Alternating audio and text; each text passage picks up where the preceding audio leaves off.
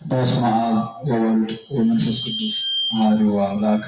ሊቃውንተ ቤተክርስቲያን፣ ካህናት፣ አባቶች፣ ዲያቆናት፣ ወንድሞች፣ ምዕመናት፣ አባቶች፣ እናቶች፣ እህቶች፣ ወንድሞች እንዲሁም ሕፃናት ባሰባሰበን በአምላካችን በኢየሱስ ክርስቶስ ፍጹም ሰላም በእናታችን በንጽሕት ቅድስት ድንግል ማርያም ፍጹም ሰላም እንደምን አላችሁ? ፍጥረትን ሁሉ ፈጥሮ የሚያበላ የሚያጠጣ የድንግል ማርያም ኢየሱስ ክርስቶስ የተመሰገነ ይሁን። አምላክን በድንግልና ጸንሳ በድንግልና የወለደችልን ዘላለማዊት ድንግል እመቤታችን የተመሰገነች ትሁን። ከመላእክት የመላእክት አለቃ ቅዱስ ሩፋኤል የተመሰገነ ይሁን። ቅዱሳን መላእክት፣ ቅዱሳን አበው፣ ቅዱሳን ነቢያት፣ ቅዱሳን ሐዋርያት፣ ቅዱሳን ጻድቃን፣ ቅዱሳን ሰማዕታት እንዲሁም ቅዱሳት አንስት የተከበሩ ሴቶች ሁሉ ሳይቀሩ እግዚአብሔር አምላክ ባከበራቸው መጠን የተመሰገኑ ይሁኑ። እንደ 15 ደቂቃ አብረን ከእኔ ጋር እንቆያለን። ለዛሬ ትምህርታችን ርዕስ የማደርገው በዮሐንስ ወንጌል በምዕራፍ 14 ብትወዱኝስ ትእዛዜን ጠብቁ ይላል። ይህን ቃል የተናገረው የፍጥረት ሁሉ ፈጣሪ፣ ፍጥረትን ሁሉ ካለመኖር ወደ መኖር አምጥቶ የፈጠረ፣ ፍጥረትን ሁሉ ፈጥሮ የሚያበላ የሚያጠጣ፣ ፍጥረትን ሁሉ ለዘላለም የሚያኖር የድንግል ማርያም ኢየሱስ ክርስቶስ ነው። ይህን ቃል የተናገረው በዚህ ርዕስ መሰረታዊ ዓላማ የማደርገው የእግዚአብሔርን ሕግ መጠበቅ እንዲገባን መናገር ነው። ብትወዱኝስ ትእዛዜን ጠብቁ ብሏል ጌታ። ትእዛዙን ብንጠብቀው ያው ይጠብቀናል እና እንግዲህ ጌታ ትእዛዜን ጠብቁ ብሎ ትእዛዝ ሲሰራ ሕግ ሲሰራ መቼም ለኛ እንደው ወይ ምቀኛ መስሎን ይሆናል፣ ወይም ደግሞ እንደው ቀናተኛ፣ ወይም ደግሞ እንደው ዝም ብሎ ንፉግ እንደዚህ መስሎን ይሆናል። ግን አይደለም። እግዚአብሔር ሕግ ትእዛዝን የሰራ እሱ ፈጣሪ ነው። ሁሉን ነገር ያውቀዋልና የሚጠቅመንን የሚጎዳንን እሱ ያውቀዋል። ስለዚህ እንዳንጎዳ የሚጠቅመንን ነገር አድርጉ በማለት ያዛል ማለት ነው እና ጌታ ይህን አድርጉ ይህን አታድርጉ ሲል ምቀኝነት አይደለም። እርሱ ፍጹም አምላክ ስለሆነ የሚጠቅመንን ያውቃል፣ የሚጎዳንን ያውቃል። ስለዚህ ይህን አታድርጉ ይህን አታድርጉ ይላል፣ ይህን አድርጉ ይህን አድርጉ ይላል። ስለዚህ አድርጉ የሚለውን ማድረግ ነው፣ አታድርጉ የሚለውን አለማድረግ ነው። ምክንያቱም ክፉና ደጉን እርሱ ስለሚያውቀው የሚጠቅመንን ብቻ ነው የሚነግረን። ምክንያቱም እግዚአብሔር ምቀኛ አይደለም። ይገርማቸዋል። ምቀኛ ቢሆን እኮ ካለመኖር ወደ መኖር ራሱ አምጥቶ አይፈጥረንም ነበር። ምቀኛ ቢሆን የምንበለውን የሚጠጣውን አይሰጥንም ነበር። የምንበለውን የሚጠጣውን አይሰጠንም ነበር። በሶስት ዓለም አያዝናናንም ነበር። በእናት ወር 9 ወር ከ5 ቀን እንዲሁ በዚህ ዓለም እርሱ የፈቀደውን ያህል ዕድሜ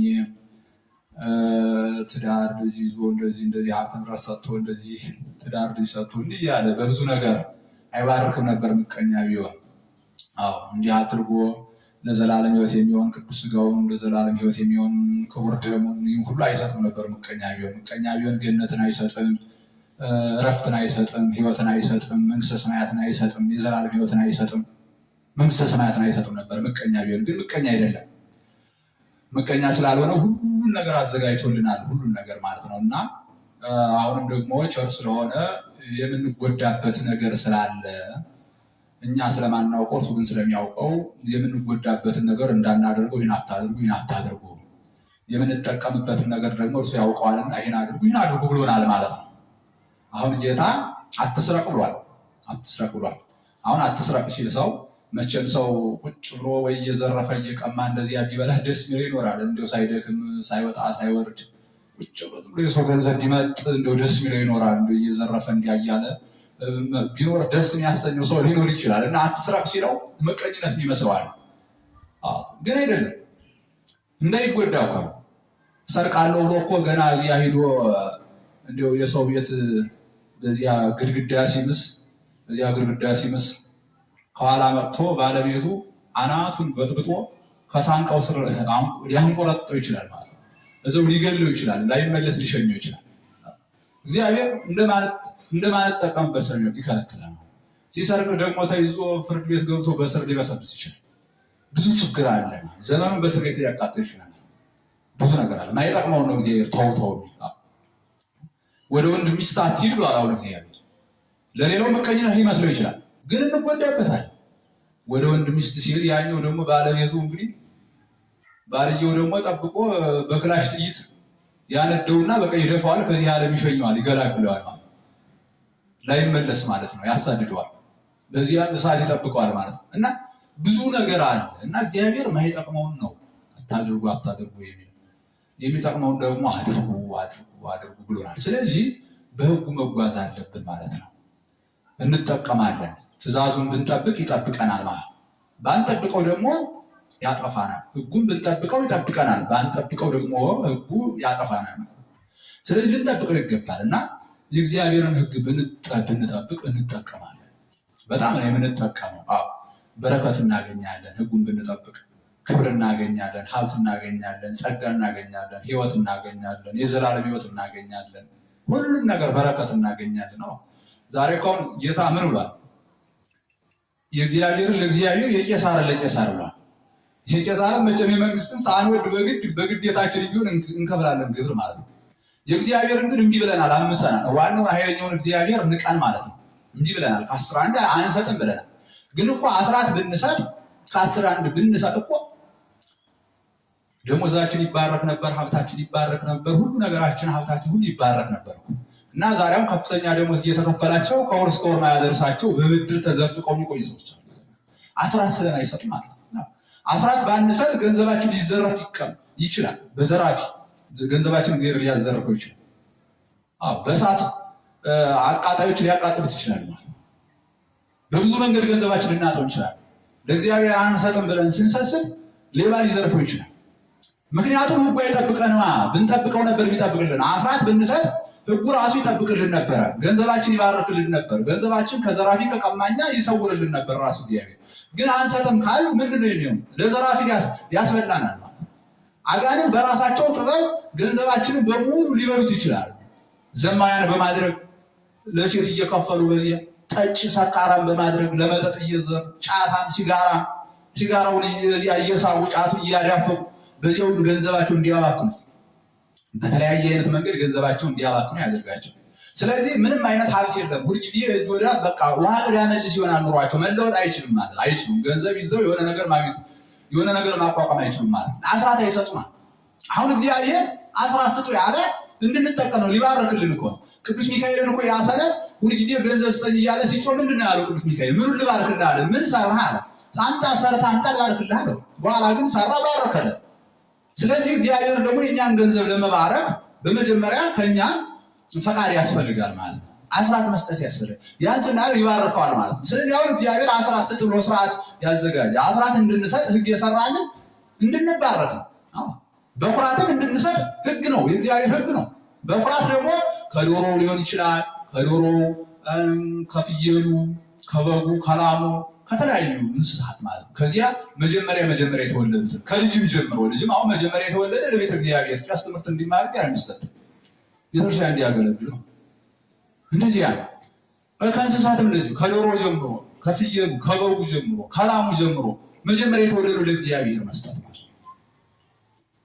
አሁን ያን ስጡ አለን፣ እንጠቀማለን። ብንሰጥ እኮ ይባርክልናል እኮ። ከሚነዳው ሌባ ይጠብቅልናል እኮ። ግን ከዚያ በኩራት ባንሰጥ ከብቱን ሁሉ ሌባ ሊነዳው ይችላል። ከብቱ ሁሉ ገደል እየገባ ሊሞት ይችላል እየተንከባለለ። እንስሳቱ ሊያልቁ ይችላሉ እንደዚያው። ግን እግዚአብሔር ያድርጉ የሚል ሊጠቅመን ነው እንድንጠቅም። ግን እኛ እንጂ ብለናል ማለት ነው። በሕጉ የማንሄዱናል።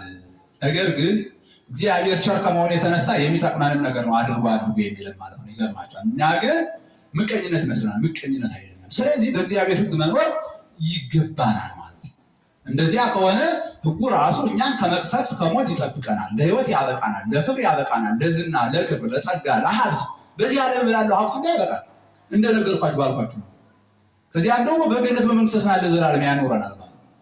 ስለዚህ ብትወዱኝስ ትእዛዜን ጠብቋል። ብትወዱኝስ እኮ ነው። አያችሁ፣ ይሄ እኮ አሁን የቅሬታ ንግግር እኮ ነው። ብትወዱኝስ፣ አትወዱኝም ማለት እኮ ነው። አትወዱኝም እንጂ ማለት እኮ ነው። ከአንገት በላይ እኮ ነው ጌታ የመንገድ እንጂ እኮ በጣም ብዙዎቻችን እኮ በሕጉ እየኖርን አይደለም። ሰውን ለምሳሌ ሰዎቹ ሳይወዱ እንወዳችኋለን እያሉ ሊያታልሉ ይችላሉ። ሰውን ማለት ነው። እግዚአብሔር ግን ማታለል አይቻልም። እወድሃለሁ በማለት ከአንገት በላይ ሰውን ማታለል ይቻላል። እንወዳችኋለን በማለት ሰዎችን ሊያታልሉ ይችላሉ። እግዚአብሔርን ግን ሳይወዱ እንወዳችኋለን አይቻልም። ሰዎችን ግን ሳይወዱ እንወዳችኋለን ብለው ማታለል ይችላሉ። ሰዎች የልብን ማንነት መመርመር ስለማይችሉ ሰዎች የሰዎችን ልብ መመርመር አይችሉም። እግዚአብሔር ግን ሁሉን ይመረምራል፣ ሁሉን ያውቃልና እንደው ሳይወዱት እንወድሃለን ቢሉ ራሳቸውን የሚያታልሉ እንጂ እግዚአብሔርን ማታለል አይቻልም። ስለዚህ ብዙዎቻችን አስመሳዮች ነን። ሕጉን በንባብ ነው በንግግር ነው እንደው የምንናገረው እንጂ አንተረጉመውም፣ በስራ አንተረጉመውም። እንደዚህ አሁን እየተጎዳን ያለን ነው። ነገር ግን መሆን የሚገባው ከኛ ምንድነው ስንል በትክክለኛ ሕጉን ጠብቆ መኖር ነው። እንደዚህ ብንሆን እንጠቀማለን፣ ብንጠብቀው እንጠበቃለን፣ ባንጠብቀው እንጎዳለን። ስለዚህ እሺ ብትሉ በትእዛዝ ብትሄዱ የምድርን በረከት ትበላላችሁ እንጂ ብትሉ ሰይፍ ይበላችኋል ተብሎ እንግዲህ እምቢ ብንል ያው መቅሰፍት ነው ያለ ማለት። ስለዚህ በእግዚአብሔር ሕግ እንሄድ ነው፣ ሕጉን እንጠብቅ ነው። ራሱ እግዚአብሔር ሕግ ሰርቷል። በኦሪትም በነቢያት ሕግ ሰርቷል። በወንጌልም ራሱ ሕግ ሰርቷል። 10ቱ ቃላተ ኦሪት የሚባሉ አሉ። ኦሪት ማለት ሕግ ማለት ነው። ከጥንትም 10 ሕግጋት አሉ እግዚአብሔር የደነገጋቸው ማለት ነው። እግዚአብሔር የሰራቸው ሕግጋት አሉ። 10ቱ ቃላተ ኦሪት የምንላቸው ኦሪት ማለት ሕግ ማለት ነው። አምላክ እግዚአብሔር እኔ ነኝ ከኔ በቀር ሌላ አምላክ አታምልክ ይላል። ሰዎቹ ብዙ ነገር ስለሚያደርጉ ዛፉን የሚያመልኩ አሉ፣ ዘንዶውን የሚያመልኩ አሉ፣ ድንጋዩን አውግር ተራራውን እንዲሁ ኮረብታውን ሁሉ የሚያመልኩ የአድባሩ ቆሌ የአውግሩ ቆሌ የኮረብታው የተራራው ቆሌ እያሉ በዚያ ስር ዝም ብሎ ጨፌ ጮፌም የሚባል ሳር አለ። እሱን እዚያ እየመነጠሩ እየነሰነሱ ፈንድሻ በዚያ እያፈነዱ በዚያ እያልከሰከሱ ዓለሞች ቅርጥስ ምናምን እያሉ ብዙ ነገር ያደርጋሉ። መቼም ብዙ ባዕድ አምልኮ አለ፣ የጣዖት አምልኮ፣ ለጅብ የሚሰግዱ አሉ፣ በጅብ የሚንከባለሉ ብዙ ነው። መቼም ብዙ ነው። እንዲህ ያለው ነገር በእግዚአብሔር ዘንድ ጸያፍ ነው። ለእንዲህ ያለው ነገር አትስገዱ። ለዛሩ ለጠንቋይ ለቃልቻው በዚያ የሚያጎነብሱ በዚያ የሚሰግዱ አሉ። ይህን እግዚአብሔር ይቃወማል። ስለዚህ ይህን አታድርጉ አለ። ለምን? እግዚአብሔር ደግ ስለሆነ ቸር ስለሆነ ስለማይጠቅመን ማለት ነው። ማለት እግዚአብሔር ቸር ስለሆነ ደግ ስለሆነ ክፉ ነገር ስለማይጠቅመን ማለት ነው። የሚጠቅመንን ደግሞ ይህን አድርጉ ይላል። ተመልከቱ። ሰይጣን ግን ክፉ ነው። እግዚአብሔር ደግ ስለሆነ የሚጠቅመንን አድርጉ ሲል፣ ሰይጣን ደግሞ ምቀኛ ስለሆነ የምንጎዳበትን ነገር ነው አታድርጉ፣ የምንጎዳበትን ነገር አድርጉ። እግዚአብሔር አታድርጉ የሚለውን ሰይጣን አድርጉ በማለት ነው። ከጥንትም እኮ እግዚአብሔር ይህን አታድርጉ ብሎ ነበረ። ዕፀ በለስን እንዳትበሉ ብሎ ነበር። ሰይጣን ግን እንድንበላ አደረገን። እኛ እንደው እግዚአብሔር ቀናተኛ መስሎ ምቀኛ መስሎ የሚብለን በላን ማለት ነው። ከዚያ በኋላ ግን በሲኦል ውስጥ ለ5533 ዓመት ከ3 ወር ጌታ መጥቶ እስኪያድነን ድረስ በመንጸፈ ደይን ወድቀን ነበር ስንኖር ነበር ሰይጣንን ሰምተን። እና ሰይጣን ክፉ ምቀኛ ስለሆነ ሁልጊዜ እኛ የምንጠፋበትን እኛ የምንጎዳበትን ክፉ ነገር ነው የሚመክረን። እግዚአብሔር ደግሞ ቸር ነው፣ እኛ የምንጠቀምበትን። እናንተው ልጆቻችሁ እባብ መቼም አሁን አሳ ቢለምኑ እባብ አትሰጡም። አሳ ትሰጣላችሁ ልጆቻችሁ እንዳይጎዱ ማለት ነው። ዳቦ ቢለምኑ እናንተ ለልጆቻችሁ ድንጋይ አትሰጡም። ለምንድን ነው? እንዲጎዱ አትፈልጉም። ያው ዳቦ ትሰጣላችሁ። እኛ ክፎች ስለሆን ለልጆቻችን እንዲካሰር ደግነት ርኅራኄ ደግሞ የባህሪ ገንዘቡ የሆነ እግዚአብሔር ይለያል። እጹብ ድንቅ ነው። ከቃላት በላይ ነው የእርሱ ደግነት። ስለዚህ የምንጠቀምበት እና ከኔ በቀር ሌላ አምላክ አታምልክ። አሁን ዳቦ ለሰይጣን አትስገዱ፣ ሰንበትን አክብሩ ባለ እግዚአብሔር። ለሰማርያነ ሰንበትሰ ይህይስዎሙ ከለባት፣ ሰንበትን ለሚሽሩ ውሾች በልጧቸዋል ብሏል። ሰንበት ታዲም ሁሉ ለሰንበት ከሁሉ ትበልጣለች፣ ቅዳሜና እሑድ ማለት ነው። በእነዚህ ቀናት ስራ ወዲያ ወዲህ ማለት አይገባም። በእነዚህ ቀናት መንገድ የሚወጡ ልብስ የሚያጥቡ ውሃ የሚቀዱ የሰንበቷ እንኳ ዓርብ ቀን ነው የሚቀዳ 11 ሰዓት በፊት ቀደም ብሎ ዓርብ ማለት ነው ለቅዳሜና ለእሑድ የሚበቃ እና በእነዚህ በሰንበት ቀናት መንገድ የሚሄዱ ውሃ የሚቀዱ እንጨት የሚሰብሩ እርሻ የሚያርሱ ወዮላቸው፣ ወዮ በእውነት ሰንበት ከባድ ነው። ስለዚህ ሰንበትን ማክበር ይገባል። በእኛ ሀገር ባላገር አንድ ጊዜ እርሻ እያረሰ ነው በእሑድ ቀን። በኋላ ቄሱ አገኘውና አቁም ብሎ አስቆመው። አሁን አወግዝ ነበር እንደው አሳዘንከኝ፣ በል ይህን ያህል ስገድ ይህን ያህል ጹም ብሎ ንስሐ ሰጥቶ በሬዎችን አስፈጥቶ ሄዶ ወደ ቤት ብሎ ሸኘው። በኋላ በአመቱ ደግሞ በዚያ ሲያልፍ ቄሱ አሁን በዚያ ቦታ ላይ ባላገር እርሻ ያርሳል በእሑድ ቀን። አንተ አቁም ብሎ አስፈታውና በል ይህን ያህል ጹም ይህን ያህል ስገድ፣ አሁን ባወግዝህ እንደው አሳዘንከኝ እንደው ብሎ እንዳላወግዝህ አሳዘንከኝ፣ አወግዝ ነበር ግን አሳዝነኛል፣ በል አሁን ተው ብሎ በሬዎቹን ፍታ አለው፣ አስፈታው። ይህን ያህል ጾም ይህን ያህል ስገድ። ተመልከቱ እንግዲህ ጉድ እኮ ዞር በል እባክህ ያምነውን ተቀምጦልን ያለ አለ። ይሄ ገበሬ ማለት ጉድ እኮ ነው። አሁን ይሄ ቄስ እንግዲህ ለሱ ነው እኮ ይህ ዕዳ ግን ለማን ነው የተቀመጠ? ለቄሱ አይደለም፣ ለሰውየው ነው። ንስሐውን በአግባቡ እየተወጣ አይደለም፣ በዳር ዕዳ እየጨመረ ነው። ለቄሱ የተቀመጠለት ነው። ዞር በል እባክህ ያምነውን ተቀምጦልን ያለ። አሁን አንዳንድ ደግ ሰው እኮ ይህ በእርግጥ ደግነት ሳይሆን ሞኝነት ነው። ዞር በል እባክህ ያምነውን ተቀምጦልን ያለ። አሁን ይህ ሰው ለቄሱ አይደለም ያስቀመጠ፣ ለራሱ ነው ያስቀመጠ። ስለዚህ ሰንበትን ማክበር እንደሚገባ እግዚአብሔር ነግሮናል። ሰንበትን ማክበር እንደሚገባ ጌታ እንግዲህ ሕጉን ብንጠብቅ እንጠቀምበታለን። እንድንጠቀም ነው እንግዲህ ነገር። አሁን ጌታ እኮ ተፋቀሩ በበይናቲክሙ ብሎናል። እርስ በርሳችሁ ተዋደዱ ብሎ ሕግ ሰርቷል። ግን እኛ ፍቅርን ሙሉ በሙሉ ከኛ በማስወገዳችን እርስ በርስ በመተራረድ እርስ በርስ በመተላለቅ ነው ያለ ነው አይደል? ኢትዮጵያውያን እርስ በርስ በዘረኝነት እያለቅ ነው ያለ። ሕጉን እኮ አልጠብቅ ብለን ሕጉ እያጠፋን ነው ያለ እኮ። ይገርማል። የእግዚአብሔርን ሕግ እየጣስን ስለሆነ እግዚአብሔር ደግሞ የእኛን ሰብአዊ መብት እየጣሰው የሆነ በምንድን ነው? ሕጉን አንጠብቅም በማለታቸው። ስለዚህ እርስ በርሳችሁ ተዋደዱ ብሎ ጌታ ሕግ ሰርቷል። እርስ በርስ አንዋደድም በማለት ፍቅርን ከኛ ጠቅልለን በማጥፋታችን ግን አሁን ተጎዳንበት። እርስ በርስ ወንድም ከወንድሙ እርስ በርስ ጦርነት እርስ በርስ ከፍተን እርስ በርስ ምንተላለቅ ሆነ። ተመልከቱ። ይህ ያው ራሳችን እየጎዳን ነው። አሁን ኮኛ ፍቅርን በሙሉ ጠቅልለን አጥፍተን አየራትን አምጥቀን አባረን ከደመና በላይ ሰደነዋል ፍቅርን። ከዚህ የተነሳ አሁን ፍቅርን ከደመና በላይ ወጥተን ለማውረድ ተቸግረናል። ሰላምን አንፈልግም ብለን ጌታ እንግዲህ በሰላም እንድንኖር ቢቻላችሁ ከሰዎች ጋር በሰላም ኑሩ ነበር ያለው። በሰላም መኖር እንዲገባን ሕግ ሰርቶ ሳለ እኛ ደግሞ ሰላም አንፈልግም ብለን እርስ በርስ በመተላለቅ ውስጥ እንገኝ እየተጎዳን እያለቅን ማለት። ሰላምን አሁን ገፍተን ምን አድርገናታል ስንል ከደመና በላይ አባረናት ማለት ነው። አሁን ከደመና በላይ ወጥተን ለማውረድ ተቸግረናል ማለት ነው። መሪዎችም ተመሪዎችም ሁላችንም ማለት በእግዚአብሔር ላይ አንጸናል ማለት እና የእግዚአብሔር ሕግ የማንጠብቅ ነው ተጎድተናል። ስለዚህ እግዚአብሔር ሕግን በሚገባ ሰርቶልናል ማለት ነው። የሰው ገንዘብ አትመኝ በማለት ወደ ሰው ሚስት አትሂድ በማለት ሰንበትን አክብር በማለት አትዝረፍ፣ አትቀማ በማለት ተመልከቱ። ብዙ ነገሮች እግዚአብሔርን እያደረገ ይህን አታድርግ፣ ይህን አታድርግ በማለት አትስረቅ በማለት አትማር በማለት ዳኛ አስገድዷችሁ ካልሆነ በስተቀር ከሳሾቻችሁ አስገድደዋችሁ ካልሆነ በስተቀር ፈጽመው መማል የተከለከለ ነው። በእውነትም እንኳን ቢሆን ማለት ግን ዳኛ ካስገደደ ከሳሽ ካስገደደ መማል ይገባል። በእውነት ከሆነ በሐሰት ሳይሆን በእውነት ከሆነ አትማል ይላል። የሐሰት ምስክር አትሁን ይላል።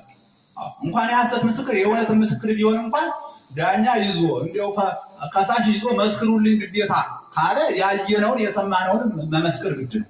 ከዚያ ውጭ ግን ዳኛ ሳይል ከሳሽን እንዲያው እባክህ ሳይል ይህን አይቻለሁ ብሎ መቀባጠር አይገባል።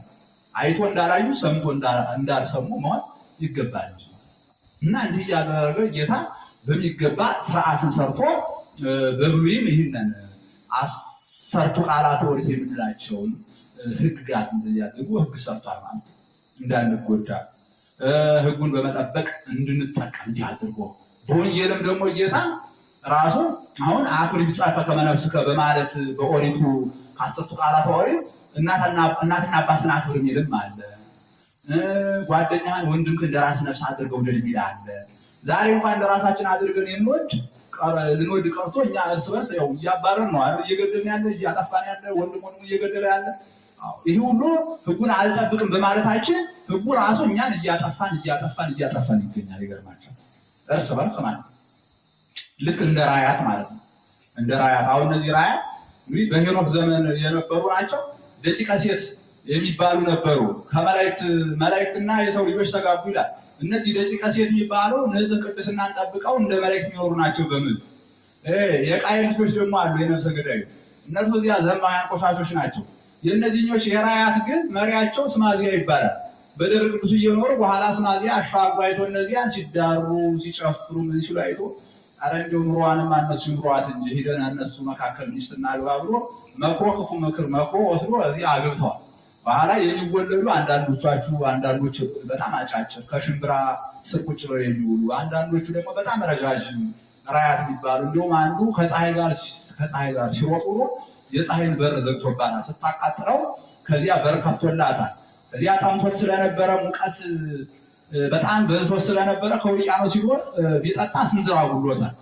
ሆዱ ቅጥጥሎ መራመድ ቢያቸው እግዚአብሔር መልአክ ሆዱን በጣም ያደርግለት በሰይፍ ከሆዱ ወጥቶ 70-80 ሰው ጨርሷል። አሁን እነዚያ መጨረሻ ላይ ከነሱ ከራያት ግን ጌታ ደጉን ሄኖክን ነጥቆ ወሰደው፣ ሰወረው። እነርሱ ግን እርስ በርስ እንዲጨራረሱ አደረጋቸው። ጋሻ መሰርጎድ፣ ቅጠል መበጠስ፣ እንደዚህ ክፉ መሳሪያ የሰለቱን ምንም መሳል፣ እዚያ ተኩስ፣ ውጊያ፣ ይህን ሁሉ ስልት ለሰው ልጆች ያስተማሩ እነሱ ናቸው። ከዚህ እርስ በርስ ነው ተጋለው ያለቁ ማለት እና ዛሬ አሁን እኛ እንደዚህ ያየውን ነው ያለው። ወንድም ከወንድሙ እየተተላለቀ ይህ ከህገ እግዚአብሔር አሁን እነዚህ ህገ እግዚአብሔርን አፍርሰው ሄደው ተገናኝተው ነው እነዚህ ህግ እያፈረስ አሁን እርስ በርሳችን እኛ እንደነሱ ሁነናል ማለት ነው። እንደ ቃየልና እንደ አቤል ማለት ነው። እኛ ገዳዮች ሁነናል ነው። እርስ በርስ እየተተላለቅን ማለት ነው። ይህ በጣም ከእግዚአብሔር ህግ በመውጣታችን ህጉ ራሱ እኛን እያጠፋን ይገኛል ማለት ህጉን ስለጣትን ማለት ነው። ልክ አሁን እንደነገርኳችሁ በዚያ መካከል እንደ ራያት ማለት እርስ በርስ ነው የተተላለቁ እነሱ ተቃደው በሰይፍ እርስ በርሳቸው ተማርተው ነው ያለው እና ዛሬ እርስ በርስ ምን ተላለቅ ይሁሉን ከእግዚአብሔር ህግ በመውጣታችን ነው። መሪዎችም የእግዚአብሔርን ህግ አይጠብቁም፣ ተመሪዎችም የእግዚአብሔርን ህግ አንጠብቅም። በዚህ ምክንያት እርስ በርስ መተላለቅ ሆኗል ማለት። ስለዚህ እግዚአብሔርን ህግ ብንጠብቀው ግን ይጠብቀናል እና በወቅቱ እግዚአብሔር እንዲህ አድርጎ ህግ በሚገባ ሰርቶልናል። በወንጌልም ራሱ ጌታ ህግ ሰርቶልናል። የምንጠቀምበት ነው። ብራብ አላበላችሁኝ፣ ብጠማ አላጠጣችሁኝ፣ እንግዲህ አሁን በመጣ ተቀበላችሁኝ፣ ብራቆት አላለበሳችሁኝ፣ ብጠማ አላጠጣችሁኝ፣ ብታመም አልጠየቃችሁኝ፣ ብታሰሩ አስናችሁ አላስፈታችሁኝ እያለ ይህን ይጠቅሳል።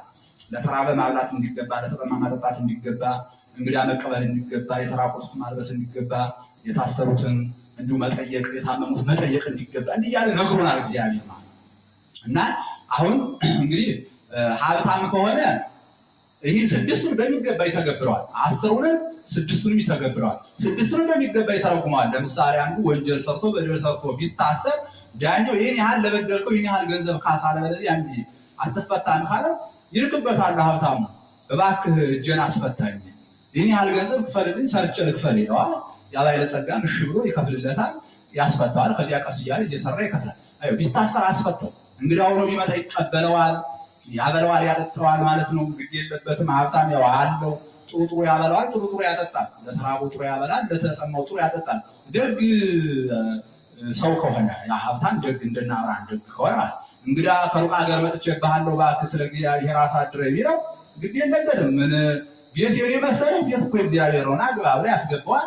ጥሩ መኝታ ይሰጠዋል። በቃ ቢራቆት ገዝቶ ለአንዱ ያለብሰዋል። ግድ የለበትም። ሀብታም ደግ ከሆነ ማለት ነው፣ መልካም ከሆነ በቃ ቢታመም ይጠይቀዋል፣ ያሳክመዋል። ችግር የለበትም። እያንዳንዷን ሀብታሙ እንደ አብርሃም ከሆነ እያንዳንዷን በተግባር ይፈጽመዋል። እያንዳንዱ መፈጸም ይችላል ሀብታሙ።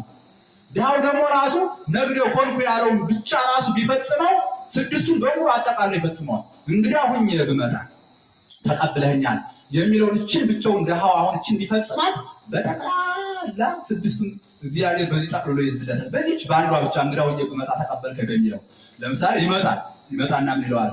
ከሩቅ ሀገር መጥቼብሃለሁ እግዚአብሔር እንግዲህ ወንድም ተቀበለኝ ይለዋል። ግባ ይለዋል። ግባ ብሎ ማረፊያ ይሰጠውና ያስቀምጠዋል። እንግዲህ አሁን ብመጣ ተቀበልከኝ ያለውን ጌታ በዚህ ጠቀልልለታል። ከዚያስ እንዲሁ ርቦት ይሆናል ብሎ ቢገኝ እንጀራ ባይገኝ ቆሎ ያቀርብለታል። ብራብ አበላኸኝ የሚለው በዚህ ይጠቃልልለታል። ጠምቶት ይሆናል ብሎ ቢገኝ ጠላ ባይገኝ ውሃ ያቀርብለታል። ብጠማ አጠጣኸኝ የሚለውን እግዚአብሔር በዚህ ይጠቃልልለታል። ከዚያ ደግሞ እንዲሁ በርዶት ይሆናል ብሎ እሳት አንድዶ ሙቅ እባክህ ብሎ ጠጋ ያደርጋል ወደ እሳት ማለት ነው። እንግዲህ መቼም ሰው እንግዲህ ልብስ አንዱ ዋናው ስራው ከብርድ መከላከል ነው እንደምታውቁት ማለት ነው። ስለዚህ ምን ይላል? በርዶት ይሆናል ብሎ ከዚህ በፊት ግን ምን ሊያደርግለት ይችላል? እግሩን ሊያጥበው ይችላል። እግሩን ሊያጥበው ደክሞት ይሆናል ብሎ እዚህ አሁን ወደ እሳት የሚያቀርበው ባላገር እንደዚያ ነው። እግሩን ያጥበዋል። ውሃ ሸገግ አድርጎ እንደው ደክሞት ይሆናል ብሎ ያጥበዋል። ሲያጥበው መንገድ ነው እና የዋለ እንደው እጅግሩ ምናምን እግሩ ምኑ ስርስር ብሎ ሊሆን ይችላል በድካም ማለት ነው። ሲያጥበው ምን ይሆናል? ይፍታታል። ብታሰር አስፈታኝ የሚለውን በዚህ ጠቀልልለታል ጌታ ማለት ነው። በገንዘብ ውሃ አስፈታት አይችልም ድሃ ነው። በዚህ ብታሰር አስፈታኝ የሚለው እንደው አጥቦ እግሩን ሲያፍታታለት በዚህ ጌታ ይዝለታል። በርዶት ይሆናል ብሎ ወደ እሳት ቅረብ ብሎ እሳት ላይ ጠጋ ያደርገዋል። እዚያ እንዲሞቅ ያደርገዋል ማለት ነው። ይሞቃል። ብርዱ ይተዋል ማለት ነው። ብራቆት አለበስከኝ የሚለውን በዚህ ይዝለታል። ምክንያቱም ሰው ቢራቆት ልብስ መቼም እንግዲህ ለብርድ ያው ልብስ ነው እንደምታውቁት የሚያስፈልግ ማለት ነው። ስለዚህ እሳት ሲያሞቀው በዚያ ብርዱ ይተዋል። ብራቆት አለበስከኝ የሚለውን በዚህ ይዝለታል። ከዚያ ደክሞት ይሆናል ብሎ ጉዝጓዝ ጎዝጉዞ ሳረኙን ጎዝጉዞ ምን ብሎ በል ወንድም የተኛ ብሎ ያስተኛዋል። በዚህ ምንን ይዝለታል? ብታመን ጠይቀኸኛል የሚለውን በዚህ ይዝለታል ማለት ነው። አሁን የታመሙ ሰዎች መተኛት ያው ልማዳቸው ስለሆነ ስለዚህ እዚያ ላይ ተኛ ረፍት አድርጎ ሳር ጎዝጉዞ ምንጣፍ ሰጥቶ እዚያ ተኛ ይለዋል። ይተኛል። በዚህ ምን ይላል? እንግዳውን የበመጣ ተቀበልከኝ የሚለውን ይዝለታል። እግዚአብሔር ቸር ስለሆነ ትንሽ ደግነት ብትኖር ያችን ትንሽ ደግነት አብልጦ አብዝቶ ይዝልናል። አጋንንት አሁን ብዙ ደግነት ቢኖረን ያንን ብዙ ደግነታችንን በትንሽ ክፋት ለማፍረስ ነው እኛ ጋር ስራ እንዲሰሩ። እግዚአብሔር ደግሞ ትንሽ ደግነት ብትኖረን በዛች ትንሽ ደግነት ብዙ ኃጢአታችንን ማፍረስ ብዙ ኃጢአታችንን መናድ ማስወገድ ነው የሚፈልገው እግዚአብሔር ቸር ስለሆነ። ተመልከቱ ምን አይነት ደግ እንደሆነ እግዚአብሔር እና መልካምነቱን ተመልከታየ መልካምነትና ትእዛዜን ጠብቁ በማለት ይናገራል። ብትወልዱ እንጂ ትእዛዜን ጠብቁ በማለትና ትእዛዙን ብንጠብቀው ይጠብቀናል፣ ባንጠብቀው ደግሞ ያጠፋናል። ስለዚህ እግዚአብሔር ቸር ስለሆነ ደግ ስለሆነ ሕጉን መስራቱ ትእዛዙን መስራቱ የሚጠቅመን ስለሆነ ነው። ስለዚህ በእግዚአብሔር መንገድ እንጓዝ፣ በሕጉ በትእዛዙ ጸንተን እንኖር። እንዲህ ከሆነ እንኖራለን ማለት ነው እና ዛሬ ግን ከእግዚአብሔር ሕግ ወጥተናል። መሪዎችም ተመሪዎችም ከእግዚአብሔር ሕግ በመውጣታችን የእግዚአብሔር ሕግ በመጣታችን የገሌ ብቻ ይባላል። መሪዎችም ተመሪዎችም ሁላችንም በእግዚአብሔር ላይ አንሰናል ማለት ሁላችንም ከእግዚአብሔር ሕግ ወጥተናል። ከዚህ የተነሳ በጣም ገሞራዊት እንደተባለች እንስሳ ሆነናለች። ገሞራዊት የምትባል እንደ ፉኝት አይነት ናት።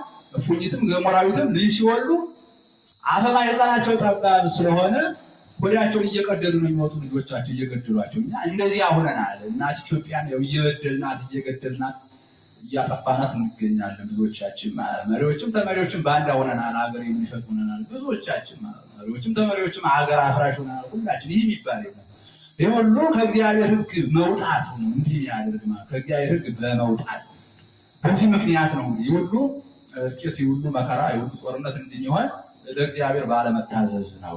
የእግዚአብሔር ሕግ ብንጠብቅ እኮ ተፋቀሩ በበይናቲክሙ ያለውን ተግባር ላይ ብናውለው አንጣላም፣ እርስ በርስ አንተላለቅም ነበር ማለት ነው። ወንድምህን እንደ ራስህ አድርገህ ውደድ የሚለውን እኮ የእግዚአብሔር ሕግ ተግባራዊ ብናደርግ አንዱ በአንዱ በዘረኝነት አይነሳበትም። አንዱ አንዱን አያጠፋውም። አንዱ አንዱን አይገለውም። ገዥም ተገዥዎችን ይወዳል፣ ተገዥዎችም ገዥን ይወዱ ነበር። ይህ ምንድን ነው?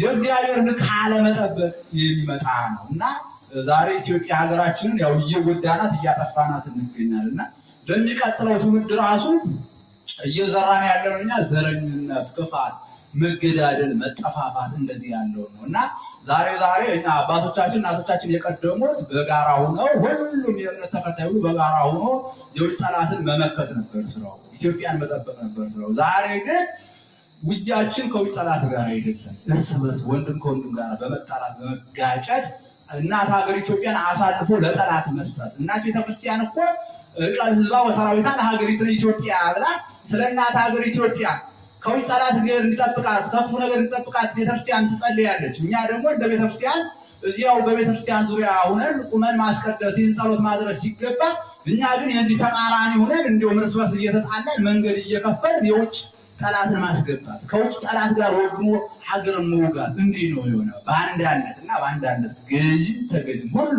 መሪዎችም ተመሪዎች ሁላችንም አጠቃላይ ከእግዚአብሔር ሕግ በመውጣታችን እናት ሀገር ኢትዮጵያ ለጠላት እያሳለፍን እየሰጠን ለውጭ ጠላት ከውጭ ጠላት ጋር በመስማት እንዲህ ነው እየሆነ ያለ። እንዲህ ያለ ክፋት እንዲህ ያለ ርኩሰት በጣም ጸያፍ ነው።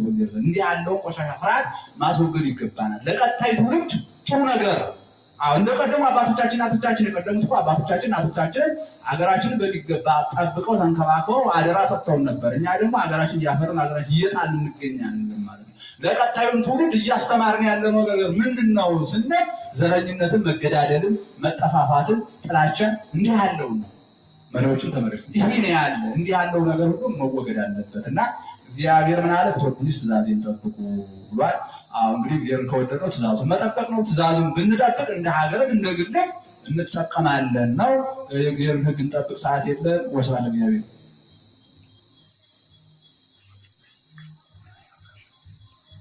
መምህራችን